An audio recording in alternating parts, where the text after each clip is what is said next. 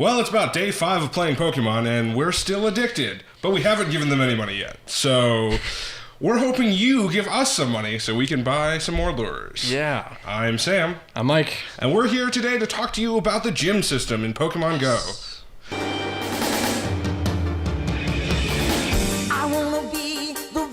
So, kind of to start off, the gym system in the game is probably the most hard to understand feature of the game, right? I don't know. There's a lot of hard to understand stuff. I would say the paw prints are pretty up there. It's one of the other things that they don't explain about the game. Yes. Yeah. Yeah, definitely. So, kind of from the beginning, when you hit level 5, you finally get access to gyms. Yes. Before then, if you click on the gym, it'll just be like, you're too low level, go away, scrub. Come back when you're level 5. Yeah. Once you click on a gym after you're level 5, then you get to decide between 3 different teams. You get to pick your gang. Right. So you can be yellow, which neither of us are. Nope, Team Instinct. You can be blue, Team Mystic. Team Mystic. Or red. Team Valor. Boo. Yes. The best. Yeah. And so essentially how the teams work within the gyms is when your team has the gym, that means you can go to the gym and train and perhaps put a Pokemon there. Mm-hmm. When it's another team at the gym, you can attack the gym and essentially lower the prestige to try to take it over. And we'll go into a little bit more depth about how all of that works. But essentially, once you get to a gym, there'll probably be a level. And the level will correspond to the number of Pokemon that are defending that gym. Yeah, it's how many slots the gym has for defenders, essentially. Right. Yeah. And so you'll see a number that corresponds to the amount of prestige. So I think level 3 is probably starts at 10,000 out of 12,000 for the level. So essentially, once you get to 12,000, you level up the gym to the next level, giving you an extra slot to put a Pokemon in. Or if you're attacking the gym, you can bring it down. I think it probably 8,000 is the range to bring it down to the level. And essentially, you'll kick the lowest level Pokemon out of that gym. Those are some of the basics about how gyms work. We'll go into a little bit more depth on how you train, how you defend, attacking, and what the rewards are. But Mike, do you want to talk about the battle system at the gym? Sure. So, if you've played Pokemon before, you have 2 Pokemon that get into a battle, and they have 4 moves, and the amount of times they can use moves, and there's all these weaknesses and strengths and different things. Barely any of that's in this game. So, when you get into a battle in this game, which can only happen right now at gyms, that's the only way that there's any battling in Pokemon Go. You have a group of Pokemon that are all the trainers that are attacking the gym. And I suppose training. Does training work the same way with those groups? I don't think training shows up. So it's just 1-on-1? Yeah. Okay. But when you're attacking a gym, it's everyone that's attacking the gym at the same time fighting the one Pokemon at the gym. So, and how that works is you have 3 options of what you can do during battle. You can swipe to dodge, and you can dodge the other Pokemon's attacks. You can tap to use your first attack. When you look at your Pokemon, you have 2 attacks. The first attack is your tap, is your normal attack. The second attack is a special attack, and it has a bar that you fill as you do your normal attacks or as you dodge and things. You hold the screen to do your special. And then those usually have a better ailment to them that will, psychic type or fire type, and that'll be good against the Pokemon you're fighting, hopefully. Yeah, and one thing to note about the battle system and special attacks is you'll see that some of your special attacks will have 2, 3, right. I think I've seen up to 5 different elements in the bar. And essentially what that means is once you've charged one of those segments, you can do that attack. Right. So I think I have Rock Slide on my Graveler or something, and he's got 3 or 4 of them. Mm-hmm. So once I fill up one, I can immediately use that attack. Yeah. Or you can save them up. And they persist too, so if you go into a battle and you charge up, that should remain once you leave the battle, and you can kind of save up specials and then use them all in a row. Right. If you spent the time building it. Yeah, and it kind of goes without saying that the types of Pokemon and the types of attack really do play into your success at gym battles. Actually, so if someone attacks you and it's super effective, you actually usually see it on the left side. Near your Pokemon, it'll say it's super effective, which means you took extra damage. If it says super effective in the middle of the screen, it means you dealt super effective damage. Okay. Type damage to your opponent's Pokemon. That's something I still wasn't clear on. I was confused because battles are hectic in this game. They go very fast. Often, I don't know if it's the server's issue or if it's just how the game's supposed to work. But often, if you go into a fight, when you go attack, you use 6 Pokemon. And I've been in circumstances where the other Pokemon will attack me, and I'll see 2 or 3 Pokemon go in one hit. Yeah, it'll jump to my 5th Pokemon. Yeah, there's a bunch of lag that goes into the battle system. So even when I've let's say there's 2 or 3 Pokemon, and I've defeated the first one, before the system registers that it's defeated, it still attacks. Yeah. And I still take damage. Yeah. And the same thing before, you can run away from gyms. You can run away from gym battles. But usually, let's say you beat the first level and you're trying to run away immediately, your Pokemon's still going to take damage. Yeah. Because the system has to catch up. Yeah. And It's definitely not the cleanest system. And definitely not my favorite part of the game yet. You know, I hope they fix it, make it better. Maybe one-on-one battles would be nice when they eventually happen. But right now the gym system's kind of shitty. It kind of sucks. Yeah. But it's kind of a necessary evil in the game if you want to reap the best rewards and stuff, which we'll get to. Right. So I think that's enough about the basics of the battle system. Let's move into training. So again, training is when you're going to a gym that is your color. So in my case, blue gyms. And essentially, you fight one-on-one with Pokemon. So you don't actually bring a team of 6 anymore. You're actually just picking one Pokemon to fight technically all of them, but you could just fight most the first likely one. the lowest one, yeah. Right. So you're going to start at the lowest one. You're going to find it. If you take it down, you will still progress and move on to the next one. But you could immediately run away, and you'll get a set amount of prestige that goes towards the next level. Or you can wipe through all of them. Yeah. The important thing to note here is if you fight a Pokemon near the same CP level, you get the most experience for doing that. I mean, pretty typical of any RPGs. The more disadvantaged you are to what you're fighting, the more benefit you're going to get out of it. So, starting at being of equal CP and going to being really weak against it, if you do really well, you'll get a lot of experience for it. Yeah. The stronger you are, you're helping, the gym level up or whatever, but you're not really going to get much benefit personally from it. Yeah, I mean, I took over a gym, or I added an extra level to a gym the other day by throwing my Bulbasaur at the Eradicate, and I would just go, defeat it, and then a Pidgey would come out and I'd run away, heal up, do it again. Yeah, just help it get extra prestige experience and hopefully level up the gym so they can add another Pokemon to their defense. Right, and so once you essentially level up the gym enough to get to that next level, then you'll be able to see an icon on the bottom left side of your screen that looks like a plus and a Pokemon. You get to leave a Pokemon there. You can leave a Pokemon there, and it doesn't have to be higher than any level, it doesn't have to be lower than any level. They'll get placed in the ranking system. Yeah, it gets slotted in wherever its CP fits in the group. Right.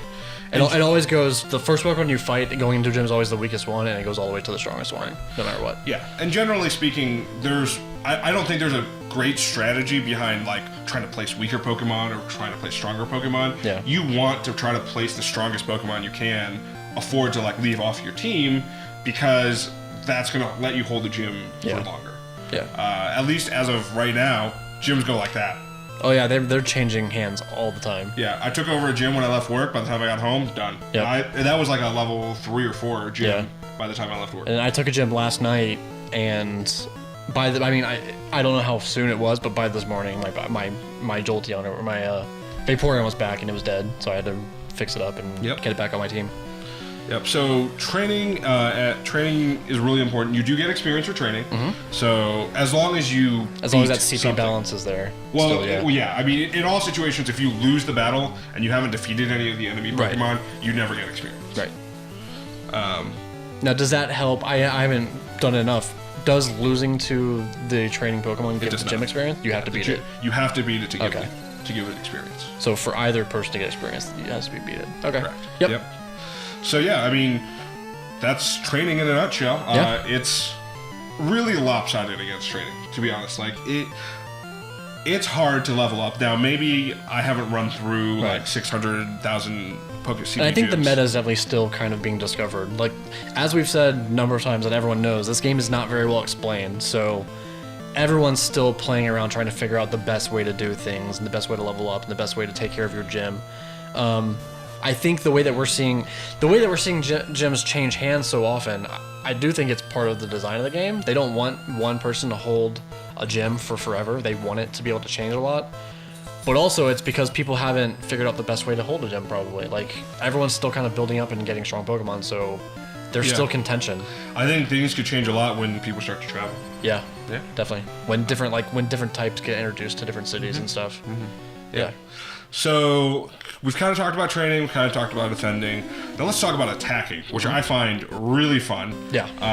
Not only because you've got simultaneous multiple people battling the same Pokemon, but because it's broken as fuck. Like, Oh yeah, it's totally broken. taking over a gym is so much easier than defending a gym. But it's also like, it kind of goes into the dichotomy of what I think the game's supposed to be, where, you can go and attack a gym and probably do pretty well and maybe take it over by yourself or something, but the real trick is to like have a group of people that are part of the same team and go raid that gym. Yep. Like, you go and everyone jumps in and fights and takes out that gym and then takes it over, and it's fun.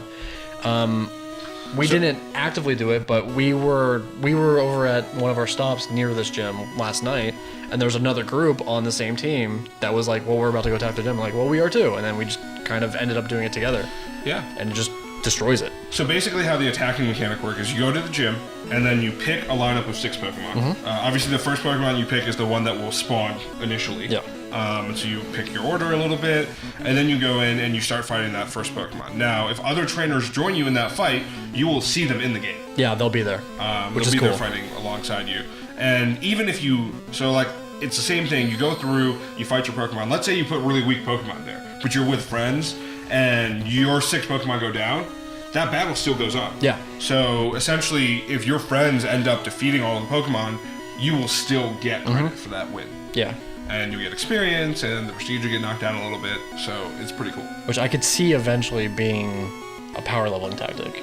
It's theoretically, if someone's really strong and they have really strong Pokemon, they can bring in someone else's lower Pokemon to a fight and like help them gain a bunch of experience really quick. Yeah. Yep. Although experience is for the trainer now, not for the Pokemon, so... Well, yeah, but if the CP difference, you're gonna get a lot of... I can pick you up. Yeah. Yep. No, attacking is really, really simple. I mean, the fact that you can take 6 Pokemon against just one of their Pokemon, you just need to beat one to get experience. Yeah. And one to knock down prestige. And I mean, on a personal level, that is your goal, is to go in and just win a fight. Win one fight and you get something for doing it. And I mean, potions and revives aren't hard to come by when you go to Pokestops a lot either, so it's not really anything harmful to you to go and lose a Pokemon to a fight and then you just heal it up afterwards. Yeah. One thing to note when you're actually training and defending that I didn't mention earlier is if your Pokemon goes down when you're training and defending, it doesn't actually die. Yeah. It doesn't require a revive, you just potion up. Yeah. That happens is nice, defending, yeah. But kind of sucks at the same time because I'm now lot more tossing revives revives. than- I'm tossing revives now. I'm not tossing Pokeballs anymore. I'm Yeah. tossing revives. All right, so let's talk about the last thing and probably the most important thing about why gyms exist, which are the rewards you get for playing at gyms. So, Mike, how does that work? What do you get when you defend a gym? Right. So we talked about the experience stuff, and that's usually everything besides defending. Defending is the real goal. You want to take a gym, you want to place a Pokemon there, and you want to stay there. You want that Pokemon to defend it and not lose it to another team. So what happens is when you first grab a gym, you get your first reward. Yep. You go to the shop, which is kind of a weird place for it, but design aside, you go to the shop, and in the top right corner, there's a defender bonus like icon up there. And if you've taken a gym, it'll have a 1 next to it, and you click that, and you'll get some Stardust, which you get for catching Pokemon all the time, and you get 10 Pokecoins, which is the in-game currency that you use real money to buy typically. And then once you collect that reward, a 20-hour countdown. I think it's actually a 21-hour. 21-hour countdown. So yeah, a countdown begins once you collect your reward. So the idea there is once that countdown runs out, if you're still in a gym, you're gonna get another reward.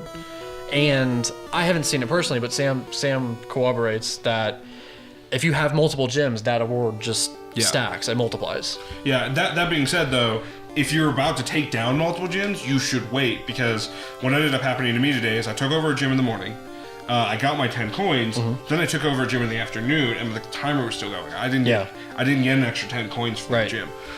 So you just get 1 retrieval per time, like per 21 hours or whatever. Correct. Yeah. But Pokecoins, and I'm sure at some point Stardust is gonna get somewhat valuable. Yeah, when we actually start kind of powering up Pokemon, which I haven't really played with yet because I've been worried more about evolution. Yeah. But You're once we start you're powering just up greedy. Pokemon, I'm sure you we're gonna want get all through. 3 Eevee evolutions. Yeah, right I do. Away. And you don't want to save. My 9 Eevees will get me there.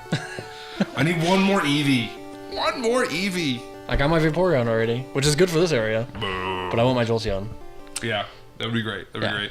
Yeah. Yeah, I mean, so aside from the way experience works, so you do get experience, and then you get this defender bonus. Yeah, and I think, it's not a hit or miss in any way, but all these sort of mobile games that are free to play and then they have some sort of microtransaction system, I like when they do include a way to earn that currency without paying money as well. Yeah. So, you could go and drop, a couple bucks to get some lures and some incense or to up your storage, your Pokemon storage, your item storage, but you could also just get really good at doing gyms, and you can earn that money to get those rewards without paying money. Yeah, and that's like a good thing about the way attacking works, because, I know the first couple days I was playing, I was like, there's a 1200 something? Like, this is horrible. Blows my mind. I can beat it.